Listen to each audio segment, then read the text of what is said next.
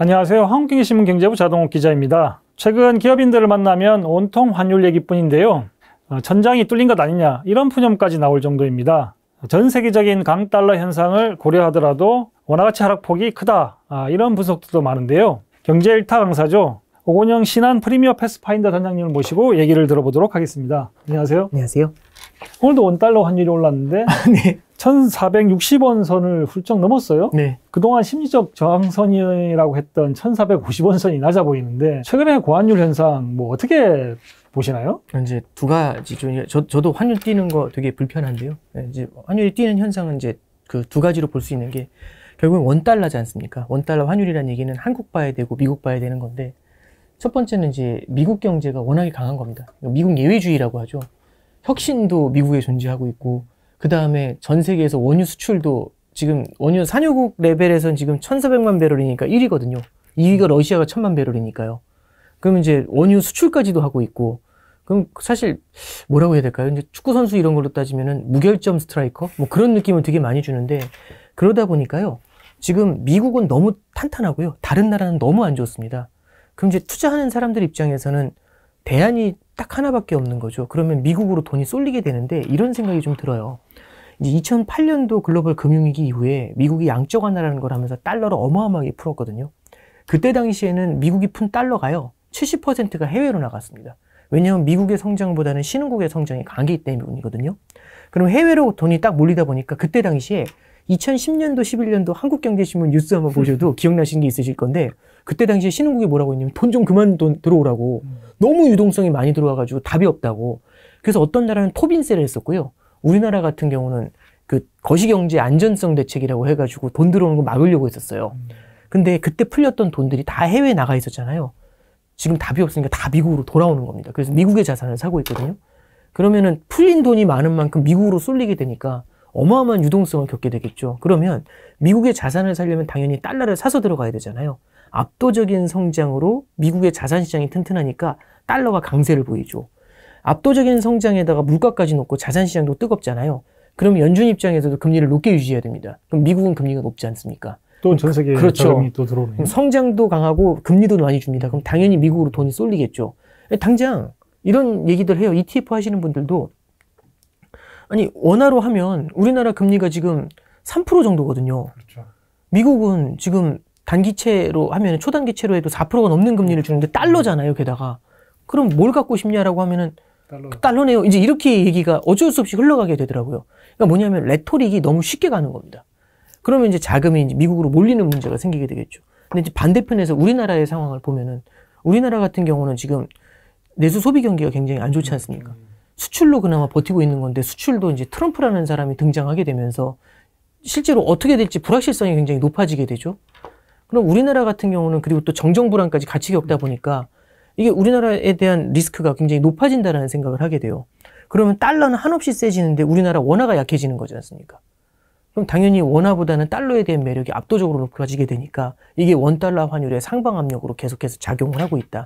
이렇게 정리할 수 있을 것 같습니다. 간단히 이야기를 해주셨는데, 그럼 뭐 여러 가지 이야기를 해주셨는데 그 중에서 아까 이제 성장이 높은데 이제 금리도 높은 상황, 이게 경제학적으로는 지속할 수가 없는 거거든요. 그 금리가 굉장히 높은 상황이면 성장이 꺾여야 되는데 그렇죠. 지금 안 그렇게 되고 있단 말이에요. 왜 그렇죠. 그런 거예요? 일단 뭐 그 여러 가지 요인들이 있는 것 같아요. 그러니까 책에 나오는 거하고 좀 다른 요인들이 좀 있는데 첫 번째는요. 일단 시장 참여자들의 기대라는 게 있는 것 같습니다. 그러니까 뭐냐면 그 교과서에 나오는 거하고 다른 건 이게 그동안 겪어왔었던 과거라는 게 있는 거죠. 그러니까 교과서의 연준은요. 교과서 정의대로 나와 있어. 물가를 안정시키기 위해서 노력하는 사람이고 2% 물가가 넘으면은 무조건 금리를 올려야 돼요.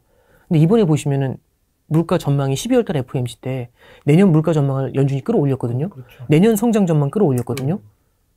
교과서대로 하면 금리를 인상해야 되지 않습니까? 그렇죠. 인하했잖아요. 이건 뭐지? 이 생각이 딱 들잖아요. 그러니까 교과서하고 다른 거죠. 뭐냐면 연준도 결국에는 성장하고 물가라는 두 가지 목적을 달성을 해야 되는데 과거의 패턴들을 봤었을 때 연준이라는 사람은 저렇게 좀 이렇게 굉장히 좀 깐깐한 표정을 짓지만 조금만 힘들어하면 아이고 괜찮아 하면서 돈 풀어줄 거라는 생각을 하는 거죠. 금리가 높은 게 아닌 거죠. 높지만 언젠가 금방 낮아질 거야. 힘들면 언제든지 낮춰줄 수 있고 연준의 이 시루떡 이 바구니 안에는 수많은 시루떡이 들어있다. 얼마든지 던질 수 있다. 그래서 쫄지 마라. 그리고 쫄지 않은 게 여태까지 좋은 성과를 내왔다. 그 믿음을 만약 갖고 있으면 높은 금리가 크게 두렵지가 않죠. 그러면 성장이 되게 강하게 나오게 됩니다. 금리가 미래의 금리를 예상을 할 때 되게 우습게 보는 거죠. 그러니까 첫 번째는 연준이 갖고 있는 그 파괴력, 그게 약간 우스워지는 문제가 생긴 게 첫 번째인 것 같아요. 그리고 이제 두 번째는요, 이게 연준이 측정하는 것 중에 중립금리라는 게 있습니다.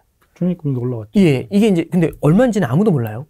근데 이렇게 말씀드릴게요. 그 중립금리가 얼마인지 아무도 모르는데 연준이 지난 9월 달에 기준금리 인하를 하면서 얘기한 게 뭐냐면 리캘러브레이션이라는 단어를 썼어요. 재조정을 하겠다라는 단어. 이게 무슨 얘기냐면 아까 말씀드린 게 성장 전망도 올리고 물가 전망도 올리면서 금리를 낮춰요. 앞뒤가 안 맞는 얘기거든요. 근데 연준이 이렇게 얘기를 합니다. 뭐냐면 그게 과거를 봐야 된다. 옛날에 금리를 너무 많이 올려서 과도하게. 지금은 적정 금리보다 너무 금리가 높아서 그거를 약간 조정하는 과정이야 라고 얘기한 거죠. 그래서 금리를 내린 거지 성장하고 물가하고 아무 관련 없어. 이렇게 얘기를 해가지고 이제 끊어줬거든요. 근데 이번에 이제 파월 의장이 12월 달 FOMC 끝난 다음에 기자회견에서 한 뉘앙스나 이제 지난 월요일인가 화요일 날 메리 데일리라고 샌프란시스코 연은 총재가 있어요. 지역 연은 총재인데 그분이 이제 얘기한 게 뭐냐면 재조정은 끝났어. 이 얘기는 뭐냐면 1막은 이게 금리 인하의 1막은 끝났고 이제 2막으로 넘어간다는 얘기를 하고 있는 거거든요.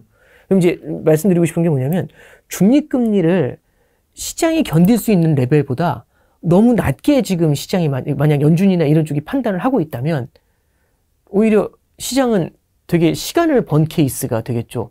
사실은 지금 금리를 중립금리 맞추겠다고 리캘러브레이션을 할 때가 아닌데 오히려 금리를 내리는 문제가 생길 수 있는 거지 않습니까? 그래서 중립금리에 대한 판단이 되게 애매하다라는 것, 어쩌면은 되게 중립금리를 낮게 평가하고 있다는 것들 때문에 우리가 생각하는 고금리의 레벨, 지금 어떻게 보면 연준금리 4%도 높은 거잖아요. 우리한테는. 과거에 비교해보면. 근데 미국 경제가요, 과거에 비교해보면은 4%도 견딜 만큼 되게 강해져 있다는 겁니다. 방금 이야기하신 게 결국 그 내년 이제 이번 FOMC 때 나왔던 점도표를 보면 내년 말 중립금리, 연준 위원들이 생각하는 예상금리 레벨이 3.9. 네, 그렇죠. 그래서 0.3개월 전보다 한 0.5%포인트가 올라갔단 말이에요. 네, 그렇죠. 그 얘기가 반영된 거죠, 그러니까. 그렇죠. 그 얘기를 일단 담고 있는 거죠. 근데 오히려 그것보다 더 올려야 됐을 수도 있죠. 왜요? 그러니까 그게 정해져 있는 게 아니라 이제 연준 위원들이 판단했었을 때 이 정도면 되지 않겠나 생각을 하는 건데 오히려 미국 경제가 훨씬 탄탄하잖아요. 그러면 그 금리로도 사실은 막을 수가 없는 거니까 이번에 금리 인하한 게 되려 실수일 수도 있죠. 그래서 일부 전문가들 중에서는요, 이번에 금리 인하하면 안 된다고, 야대니 이런 사람들은 금리 인하하면 안 된다는 얘기까지 했었어요. 3개월 전에는, 3개월이 아니고 6개월 전, 9월 달에는 50bp를 내렸잖아요. 그렇죠. 그것도 결과적으로 보면 굉장히 패착이, 잘못된 정책 결정이었다. 이런 얘기도 나올 수 있겠네요. 그러니까 9월 달에 기준금리를 50bp 인하한 이유는 8월 5일 날 엔캐리 트레이드 청산이 되면서 난리가 났지 않습니까? 그걸 보고 얼굴이 하얘졌죠. 7월에 낮췄어야 되나? 이 생각을 했겠죠. 그러면서 9월에 이제 부랴부랴 낮춘 게 크잖아요. 그러면서 50bp 낮출 때도 성장률 전망이랑 물가 전망이 다 안정이 돼 있는데 50bp를 낮추니까 기자들이 이게 뭐냐고 다들 그 얘기를 다 했었거든요. 근데 이제 그때는요, 과하게 경기 침체에 대한 걱정을 했는데 50bp 낮추고 트럼프가 들어오게 되니까 갑자기 전 세계 자금이 몰리면서 경기 침체 얘기가 싹 사라졌지 않습니까? 그러니까 지금은 또 뭐라고 하냐면 9월달 워딩이 그거예요. 이제 물가의 상방 위험보다는 경기의 하방 위험, 성장의 하방 위험을 보겠다. 그랬는데 딱 2달 만에 지금 뭐라고 하냐면 물가의 이제 성장의 하방 위험은 거의 사라진 것 같은데 물가의 상방 위험을 봐야 될 것 같아. 그러니까 이렇게 얘기하는 거죠. 그 페드도 그 경기 전망, 그 다음에 경기 진단 이런 걸 잘하는 것 같지는 않아요. 계속 틀리고. 아니, 그러니까 작년 같은 경우를 생각해 보면 작년 말에 모든 전문가들도 그렇고 페드도 그랬고 연초에 금리를 굉장히 많이 내릴 거라고 했었지만 7번 내린다고 했죠. 결국은 내 차례도 9월달 이후로 이렇게 밀렸던 거고. 그렇죠. 그래서 지금 전망하고 있는 그 엄청난 경제 전문가들이 모인 페드가 전망하는 내년 경제 전망이 맞을 거냐 이런 것도 굉장히 좀 그러니까 의문이 들어요. 이게 전망이 맞기가 되게 어려운 게요. 왜냐하면 이게 상대적인 거거든요. 왜냐하면 이렇게 움직일 거라고 하면 상대편이 어떤 액션을 취하는지에 따라 달라요. 예를 들어 볼게요. 지금 연준에서요. 그럼 이제 내년에 3.9까지밖에 안 내릴 거야. 이렇게 얘기하는데 시장이 얼어붙어요. 예를 들어 확 얼어붙으면서 시장이 막 팍팍 무너지잖아요. 그럼 다음번 FOMC 때 어떻게 될 것 같으세요? 또 내쳐주겠죠. 근데 잘 견뎌요. 그러면 연준에서 무슨 생각을 하냐면 야 이거는 잘 견디네? 그럼 낮출 이유가 없잖아요. 그럼 그대로 유지하면 되겠죠. 근데 되려 주가가 더 뜨거워져요. 난리가 납니다. 막 S&P가 8,000 넘어가고 이래요. 그러면 연준이 어떻게 할까요? 올려야죠. 그러니까 상대편이 어떻게 액션하느냐에 따라 다른 거죠. 그러니까 올해 1월 달 같은 경우도 연준이 원래 올해 초에는 4번 내린다고 했거든요. 그렇죠. 4번 내린다는 걸 보면서 시장에서 저기 연준은 그런 애들이 아니고 4번 내린다고 하면 7번 내리는 애들이야. 이렇게 평가를 하면서 시장 금리가 확 내려가니까 자산 시장이 뜨겁게 달아오르면서 물가가 다시 올라왔잖아요. 그래서 연준이 상반기에 못 내린 거예요. 시장 때문에? 그렇죠. 그러니까 이게 그래서 하는 총재도 포워드 가이던스 얘기할 때 제일 어려워하는 게 뭐냐면 이거 우리 커미트먼트가 아니다. 약속하는 게 아니라 지금의 상황이 이어진다면 이렇게 될 거라는 얘기지. 이게 약속이 아니다라고 얘기하고 있고 연준도 되게 비슷한 얘기를 하고 있어요. 그러면 제가 이렇게 여쭤볼게요. 3개월 전하고 비교하면 최근에 FOMC에서 그 내년도 금리 전망이 당초에 4차례 내릴 걸로 예상을 했었는데 이게 2차례나 요새는 1차례 얘기도 나오더라고요. 그렇죠. 그러니까 금리나 폭이 낮아지면서 처음에는 시장이 좀 출렁거렸어요. 다시 뜨거워지고 있는. 네네. 그 금리를 더 안 내린다 그러면 긴축적으로 작용을 하는 거고 그렇게 되면 시장은 마이너스 요소인데 최근에 계속 더 올라오고 있거든요. 그럼 네. 어떻게 해석을 해야 됩니까? 그러니까 금리가 내려간다고 해서 금리가 올라가면 주식시장이 깨지냐? 아닐 수 있죠. 왜냐하면 금리가 올라가도 성장이 더 세면 상관이 없어요. 성장이 더 세지면 얼마든지 금리가 올라가도 견딜 수 있거든요. 다만 내가 세지는 성장보다 금리가 덜하면 됩니다. 그 의미에서 아까 중립금리를 말씀드렸었던 거고 지금은 미국의 성장이 예외적이니까 전 세계의 돈을 빨아들이잖아요. 이러면 이거를 금리로 꺾을 수 있느냐. 오히려 이럴 때 금리 잘못 올리면 미국에서 이자 더 준대 하면서 더 몰려가요. 그런가요? 그렇죠. 그러니까 옛날에 우리나라도 2006년도에 보잖아요. 부동산 시장 되게 뜨거울 때 원화 강세였거든요. 한국은행에서 기준금리를 인상하니까 해외에서 유동성이 들어와요. 이러면 답이 안 나오거든요. 그 2011년도도 되게 비슷해서 금리를 못 올렸죠. 금리를 내릴 거라고 생각하고 있는데 금리를 올리게 되면 또 다른 충격이 있을 그렇죠. 이게 내리는 속도가 좀 그렇죠. 지연되겠죠. 뭐. 이게 만약에 이제 그 통화 정책을 미국이 사용을 할 때 시장에서 이제 바라보고 있는 게 지금 그 미국이 금리를 올리냐 내리냐 이것도 되게 중요하지만 이것도 상대적인 게 미국이 다른 나라보다 금리를 어떻게 가져가느냐 되게 중요하거든요. 지금 다른 나라가 금리를 빠르게 내리고 있어요. 그렇죠. 그럼 미국이 금리를 가만히 놔둬도 상대적으로 긴축이 되는 겁니다.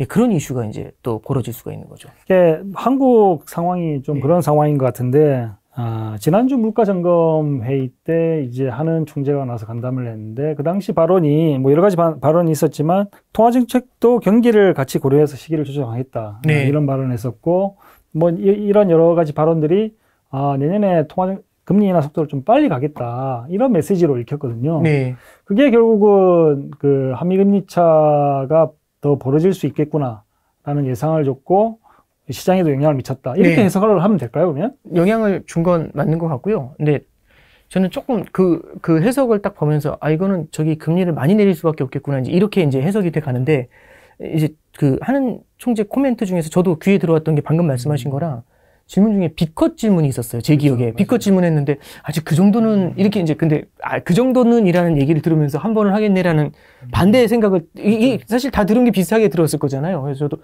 그 거의 끝쪽에 나왔던 질문이었던 것 같아요. 이제 그래서 생각했는데 예, 그렇죠.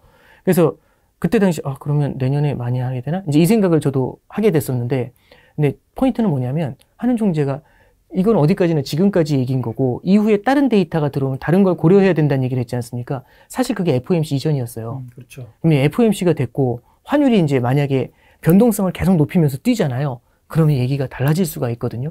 그래서 그것도 그 시점에 있는 고정으로 생각하시면 조금 곤란할 수가 있습니다. 근데 최근에 보니까 우리나라 물론 미국의 국채금리가 많이 뛰었지만 우리나라 국채금리도 많이 뛰고 있더라고요. 네, 예. 10년물 같은 경우는 네. 2.6%까지 내려갔다가 지금 2.9%까지 올라갔던데 네. 그런 것들은 하느니 내년에 기준금리를 낮추기가 쉽지 않겠구나 이런 전망들이 반영이 됐다고 이렇게 봐야 되는 건가요? 이제 저는 그 시그널도 좀 있는 것 같은데 근데 상대적으로 3년짜리는 조금 덜 올랐거든요. 네, 근데 이게 우리나라만의 문제가 아니라 미국도 잠깐 보시면 이제 여기까지 가야 될지 모르겠는데 이 대중 강의에서 잠깐만요. 보시면 보통 일반적인 패턴은요. 연준이 기준금리를 갖다가 되게 긴축적으로 운영을 한다 그러면 단기금리가 뛰면서 다 장기금리가 눌려요. 그렇죠. 예, 단기금리가 뛰고 실물 경기가 중장기적으로 둔화되니까 눌리거든요. 그럼 장단기금리 차가 좁아져야 돼요. 근데 이번에 연준이 딱 그 시그널을 던졌잖아요. 금리 많이 안 내릴 거야. 이렇게 딱 시그널을 던졌는데 단기금리는 많이 안 뛰었거든요. 2년짜리 금리는 거의 안 뛰었는데 장기금리가 막 뛰어요. 막 뛰어올라. 그러면서 이게 둘이 이제 벌어지고 있거든요. 왜 그런 거예요? 이건 뭐냐면 higher for longer죠. 이게 뭐냐면 이 정도 금리 요 정도 유지해도 버틴다. 그럼 높은 금리가 장기간 유지된다라는 생각이 되면 장기간에 포커스를 맞추게 되면은 단기 금리는 크게 안 변하더라도 얘를 끌어올려 버리게 되거든요. 근데 미국 금리가 지금 그러니까 우리가 기준 금리만 보면은 미국하고 우리나라하고 금리 갭이 좁아졌다고 생각할 수도 있지만 10년짜리 국채 금리로 보면은 10년짜리 국채 금리 차이는요. 지금 사상 최대치입니다. 지금 미국이랑 우리랑 사상 최대치예요. 180bp 차이 나거든요. 근데 지금 보면은 우리나라는 그렇게 벌어져 있는 상태에서 미국 금리가 많이 뛰었잖아요. 그 상태에서 우리가 계속 눌리게 되면 환율이 위로 뚫고 올라가요. 그러면 두 가지거든요. 미국이 올라가는 이렇게 갭이 계속 벌어져서 환율이 올라가거나 아니면 미국이 내려오거나 우리가 올라가거나 이 갭을 메워줘야 되는데 저는 이제 우리가 미국 금리가 올라가는 거에 갭을 어느 정도 따라간 게 1번이라고 생각하고 왜냐면 외국인 자금도 결국에는 이 갭을 갖다가 봤었을 때는 이건 답이 없다라고 해가지고 따라가는 것도 있겠죠. 그리고 이제 두 번째는 우리나라 이제 내년에 이제 올해하고 또 다른 환경 중에 하나가 아직 확정은 아니지만 추경에 대한 얘기들이 나오잖아요. 그렇죠. 예, 그러면 이제 재정에 대해서도 긴축적인 운용이 조금 풀리게 되면은 국채 발행이 늘어날 수가 있는데 지금 저도 사실은 가늠이 안 되는데 뭐 10조, 20조, 30조 뭐 다양한 얘기들이 나오고 있습니다. 10조도 얘기 나오는 것 같은데요. 그렇죠. 근데 이게 새 정부가 예, 그러니까 이제 이게 조금 하나만 말씀을 드리면 10조를 이제 그냥 저희처럼 이제 채권 보는 사람들끼리 하면 10조를 쓰면 금리를 갖다가 0.1% 정도의 자극을 준다 뭐 이런 얘기들이 있어요. 그러니까 이 일반론 되게 일반적으로 봤을 때 근데 추경을 상시적으로 했을 때는 0.1%만큼 자극을 줄 수도 있겠지만 10조를 줬을 때 한동안 추경을 안 하다가 오랜만에 하잖아요.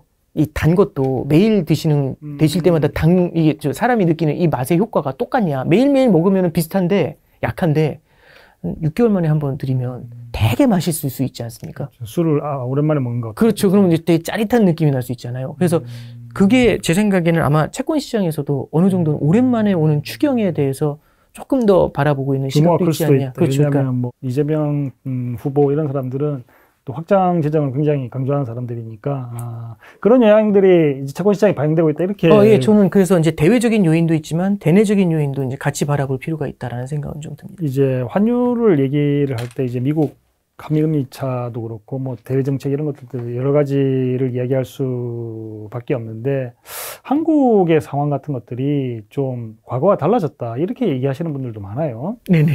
예를 들면 서학개미랄지 그렇죠. 또 국민연금 같은 경우 해외 투자를 굉장히 활발하게 하는 거고 이제 환율을 또 끌어올리는 요인이고 또 아까도 얘기했던 것처럼 성장률이 둔화되고 있고 우리나라에 뭐 볼 게 없으니까 자꾸 빠져나가려는 그런 요인들도 있는 거고 그런 관점에서 보면 미국의 상황이 안 변하더라도 이 1,400원대 환율 1,400원에서 1,500원, 1,500원 이상의 환율이 상당 기간 지속될 수 있다. 이런 얘기들을 하시는 분들이 있는데 거기에 대해서는 어떻게 생각하시나요? 그러니까 환율이 옛날에 비해서 레벨업을 할 수 있다라는 것에 대해서는 충분히 공감을 하는 게 지금 펀더멘탈이 바뀌는 건 분명히 있는 것 같아요. 근데 이제 한 가지 좀 말씀을 드릴 수 있는 거는 어쩌면 지금의 환율이 미국으로 너무 많은 돈이 몰리면서 달러가 고평가돼 있을 수도 있어요. 그러니까 이제 이렇게 말씀드릴게요. 과거 레벨의 환율보다는 분명히 올라왔을 것 같아요. 근데 1,400, 1,500원이 적정 환율이냐? 이거는 뭐 사실은 2022년도에 환율이 레고랜드 사태 때 1,450원까지 왔거든요. 그때 당시에. 그때 뭐라고 했냐면 이제 1,400원대 환율 1,500원 충분히 넘는다. 이 얘기를 했었어요. 답이 안 보인다. 근데 딱 2달 만에 1,210원까지 꽂히거든요. 그러니까 이렇게 보시면 될 것 같아요. 달러가 과도하게 고평가되어 있는 경우가 미국도 되게 부담스러울 수 있어요. 그렇겠죠. 2022년도 그때도요. G20 재무장관 회담에서 이거 미국이 달러가 이렇게 강해지면 이건 미국한테도 안 좋은 거다. 이 얘기를 했거든요. 수입 물가도 높아지고 뭐 예. 인플레이션이 다시 살아날 수도 있고 뭐. 최근에 혹시 브라질 보셨어요? 브라질 헤어라 떼는 거? 예. 못 봤는데. 헤어라 탁 튀었거든요. 그거 막으려고 그러니까 브라질은 재정이 더 안 좋아요. 그러면 그러니까 미국의 금리가, 그러니까 이런 거죠. 금리가 내려갈 거라는 생각에 지금 우리는 사우나에 들어와서 미칠 것 같지만 3분 후에 나간다는 생각에 다 웃으면서 버티시는데 3분이 아니라 30분이래요. 그럼 이제 거기서부터는 이제 이 중에서 약한 애가 먼저 쓰러지는 거거든요. 근데 브라질이 먼저 이러는 거죠. 그러니까 이게 이제 분위기의 변화거든요. 그러면 결국에는 이게 다 쓰러지면은 선생님도 좋을 게 없잖아요. 예, 그래서 이제 미국도 그때 당시 22년도 10월 달에 같이 이제 그 신흥국하고 같이 이 온라인을 맞춰요. 그래서 금리 인상 속도를 늦춰버렸거든요. 그래서 이번에도 우리가 이제 바라볼 시각은 분명히 달러 강세 요인이 존재하는 건 맞지만 달러에 대해서 과도한 쏠림이 나타나 있을 가능성에 대해서도 봐야 될 필요가 있고요. 달러 강세를 과연 이 정도의 달러 강세를 트럼프가 원하는지 그것도 한번 같이 봐야 됩니다. 트럼프 대통령은 뭐 관세나 뭐 이런 달러를 강하게 만드는 정책뿐만 아니라 본인은 강달러가 문제다, 달러 약세를 만들었네 이런 얘기도 자주 하거든요. 그러면 뭐 트럼프 정부가 들어섰을 때 이런 달러 강세를 원치 않을 수도 있는 거고, 특히 그 재무장관에 대해서 주목을 많이 하더라고요. 스캇 베센트죠. 예, 스캇 베센트 같은 경우에 그 월가에서 충분히 경험들이 많은 거고 정책들이 급변하지 않도록 이렇게 얘기를 그런 입장을 취해 왔었는데, 그러면 그런 것들을 종합해 볼 때 지금과 같은 달러 강세가 조금 약화될 수 있다 이렇게 예상을 하시는 거네요. 그러니까 그러니까 뭐냐면 지금의 달러가 이제 질문을 어떻게 주신 거냐면 1,400, 1,500이 이게 맞는 거냐라고 하면은, 근데 이게 우리가 지금 보고 있는 숫자 자체가 좀 과할 수도 있다라는 말씀을 좀 드리고 있는 거죠. 강세가 조금 미국 경제도 안 좋고 그러니까 완화될 수 있는 경로는 예를 들면 금리가 뭐 다시 내려갈 것 같지는 않은데 어떤 방식으로 그렇게 달러가 약화가 될까요? 뭐 예를 들어서 트럼프 트레이드라는 것 때문에 달러가 강해졌잖아요. 관세를 엄청나게 때려서 다른 나라 힘들게 하니까 달러가 상대적으로 세지고, 근데 만약에 트럼프 트레이드가 우리가 스캇 베센트 얘기해 주셨잖아요. 그렇죠. 베센트가 무슨 얘기를 하냐면 워딩이 그렇게 나와요. 지금 많은 사람들이 보편 관세 때린다니까 취임한 날부터 보편 관세 때려가지고 맥스 관세 때릴 거라고 생각하는데 아니다. 점진적으로 때리고 실제로 맥스 관세 때리더라도 협의를 하게 되면 그 맥스 관세에서 내려준다. 이렇게 해야지 우리도 인플레이션을 조절할 수 있지 않겠냐 이 얘기를 해요. 근데 우리는 지금 트럼프에 대해서 불확실성을 갖고 있잖아요. 그러면 이 연준이 이번에 12월 FOMC에서 기자회견 때 질문이 뭐였냐면 트럼프에 대해서도 고려해서 이번에 통화정책 쓰신 거냐고, 예측치 내신 거냐고. 그러니까 이 파월 의장이 되게 머뭇머뭇하면서 약간은 반영된 것 같다라고 했는데, 일부 위원들이 생각하고 있다. 그 얘기 중에 이제 뭐가 나오는 거냐면 실제로 그 파월이 뒤에 무슨 워딩을 쓰냐면 관세가 언제 시작될지, 어느 규모로 때릴지, 상대국은 어떻게 나올지 알 수 없는 상태에서 어떻게 우리가 시뮬레이션을 때리냐. 그냥 단순한 고려 요인이다. 이제 이런 비슷한 얘기를 해요. 그러니까 실제로 우리가 지금 어떻게 보면은 시장이 만약에 과하게 트럼프 트레이드에 대해서 해석한 게 있다면 그거의 되돌림은 나타날 수가 있죠. 그래서 지금 달러에 대해서도 어쩌면 이게 조금은 과하게 평가되고 있는 거 아니냐라는 관점에서 봤을 때는 또 다른 그림을 좀 그려볼 수도 있을 것 같습니다. 시장은 항상 뭐 작용과 반작용이 있는데 달러 강세가 어느 순간 뭐 계속 지속될 거라고 생각을 하는데 그런 부분이 바뀔 수 있다. 이런 것들도 충분히 변곡점이라는 것들도 존재할 수 있으니까 눈여겨봐야겠죠. 미국 얘기는 충분히 들었는데 한국 경제에 대해서 조금 물어보고 싶은데, 네네. 최근에 그 최상목 경제부총리가 했던 말 중에 하나가 그 내년 성장률은 잠재 성장률 밑으로 떨어질 것 같다. 이런 얘기를 했었고, 잠재 성장률이라고 하면 2% 정도를 예상을 하는데 1%대 성장률이 나오는 것 같다. 그 이제 부총리가 얘기를 했던 거고, 부총리는 재정을 통해서도 뭐 경제를 살릴 수 있는데도 불구하고 이렇게 한 거는 상황이 안 좋다라는 얘기를 한 거고, 외국계 같은 경우는 1% 후반대, 중후반대를 예상하는 그 이코노미스트들도 많거든요. 그 한국 경제 좀 어떻게 보세요?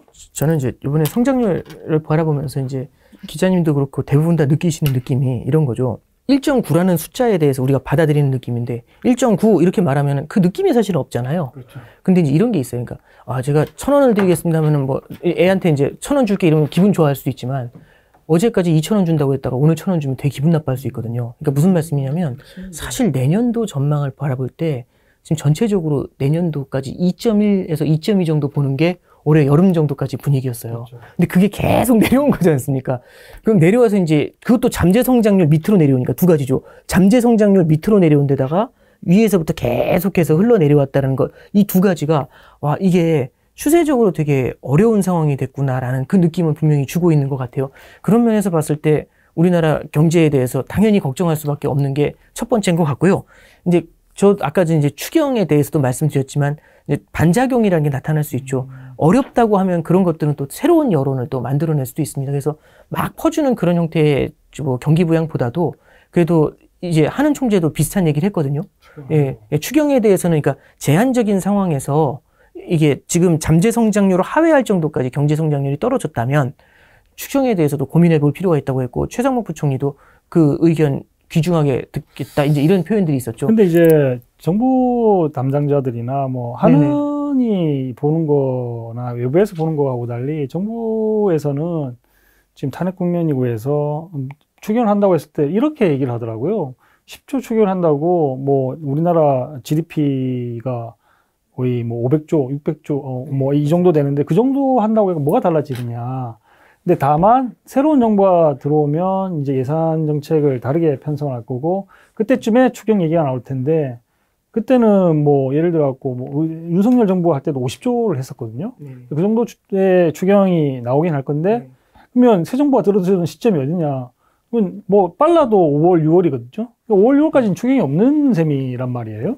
그래서 이게 아까도 얘기했던 것처럼 경기가 가파르게 내려올 때 정부가 재정 역할을 해야 되는데 그걸 못할 가능성이 굉장히 높은 상황에 대해서 우려하는 시각들이 많은 것 같아요. 네. 저도 굉장히 좀 동의를 하고요. 이게 그 트럼프 쪽에서 나오는 얘기들도 그러니까 뭐냐면 이제 관세에 대한 불확실성까지 겹치다 보니까 우려가 굉장히 큰 것 같아요. 그래서 한국은행 같은 경우도 앞서 말씀해 주셨던 것처럼 우리가 금리 인하에 대해서 고민하잖아요. 환율이 2레벨인데도 금리 인하의 가능성을 계속 열어놓는 이유 중에 하나가 재정이 늦어졌을 때는 통화가 먼저 도와줄 수도 있는 거거든요. 물론 그 영향이 제한적일 수도 있겠지만 그래서 그 시간을 벌어주는 역할은 할 수는 있을 거라고 생각하고요. 그래서 그 당장의 재정 정책이 어느 정도 영향을 줄 것이다. 이거를 예단하는 건 지금 규모도 나오질 않았고 시점도 볼 수가 없기 때문에 제가 어렵겠죠. 최근에 정부 고위 관계자 쪽에서 한 얘기인데 리세션 경기 침체잖아요. 경기 침체 초입 단계 아니냐 이런 얘기도 하더라고요. 그런 얘기들이 일리가 있습니까? 그러니까 이제 소비 경기로 보면은 소비 경기로만 왜냐면 수출은 올해 수출이 이게 2024년 수출이 사상 최대치 될 것 같아요. 물론 이제 22년도를 넘냐 안 넘느냐가 지금 문제인 거거든요. 그러니까 저기 올해 우리나라 수출 망가졌어 못했어 이렇게 얘기를 하지만 사상 최대치를 넘는다는 얘기는 굉장히 잘한 거에 속하지. 지금 다들 어려운데 독일 같은 경우도 되게 어렵지 않습니까? 그래서 수출 같은 경우는 침체라고 말하기엔 되게 애매한데 소비 경기는 확실히 장기 둔화 기조에 들어와 있는 거는 맞죠. 그리고 이번에 저기 소비자 심리지수 나온 거 보면서 저도 꽤 놀랬거든요. 그리고 이제 하는 총재 코멘트 중에서도 저도 느꼈던 게 심리에 큰 영향을 줄 수 있다라는 표현을 썼지 않습니까?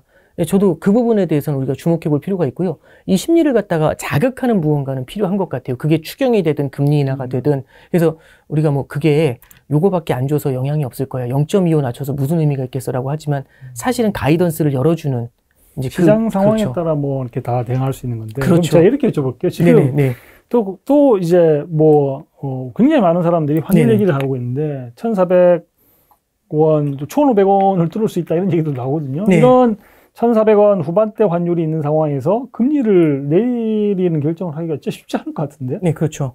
이게 참고로 말씀드리면 11월 달에도 다들 기준금리 인상 못한다고 했을 때도 환율이 1,400원 때문에 그랬거든요. 그때 당시 국민연금하고 한국은행하고 통화수합 외환수합 라인에 대해서 고민하겠다라고 증액 고민한다고 하니까 환율이 1,395원으로 확 내리찍히니까 그 다음날 금리 인하를 할 수 있었던 거거든요. 그러니까 한국은행에서 여태까지 금리 인하했던 패턴을 보면은 DSR로 가계부채를 묶은 다음에 금리 인하를 했고요. 그게 10월이었고 그 다음에 통화수합을 통해 가지고 외환시장의 불안을 일시적으로 뿅망치 때려서 잠재운 다음에 금리 인하를 했잖아요. 그러니까 금융안정하고 어젠가요? 우리나라 같은 경우는 태생적으로 신흥국은 통화정책을 쓸 때 물가하고 성장뿐만 아니라 금융안정에 대한 고민이 필요할 수밖에 없다는 얘기를 했지 않습니까? 그렇죠. 금융안정에 대한 걸 어떻게든지 메운 다음에 그 전제 조건 하에서 금리 인하를 단행하겠죠. 방금 얘기했던 거는 하는 혼자서 한 건 아니고. 네, 그렇죠. 거기 정부랑 같이 보건복지부 기획재정부랑 협의를 하는 거고. 방금 말씀은 하느니 아마 내년 1월 달이나 2월 달 둘 중에 하나는 금리 인하를 하려고 할 텐데 그렇게 하려고 그러면 외환시장 안정시킬 수 있는 대책들, 방안들을 고민을 할 거고 그게 나온 다음에 할 수 있다. 이렇게 예측하는 건 굉장히 그럴듯하네요. 그러니까 그러니까 환율 레벨이 중요한 게 아니고요. 환율 변동성을, 그러니까 한 총재 코멘트도 시종인 건 똑같아요. 레벨이 중요한 게 아니라 변동성이 중요하다. 그렇게 얘기하지만 레벨 자체가 올라가는 게 변동성이니까 그렇게 보실 수도 있는데요. 예. 그러니까 1,400원이라서 안 되고 1,500원이라서 되고 이제 이런 얘기는 아니란 얘기죠. 지금까지 환율과 성장률 등 그 내년도 고시현재에 관련해서 5년 단장님의 얘기를 들었는데요. 항상 듣는 거지만 시청자분들에게 인사이트를 준다는 점에서 정말 감사하게 생각하고 있습니다. 앞으로 또 계기가 있을 때 초청하겠습니다. 예, 알겠습니다. 네. 나와주셔서 감사합니다. 네, 감사합니다. 네. 감사합니다.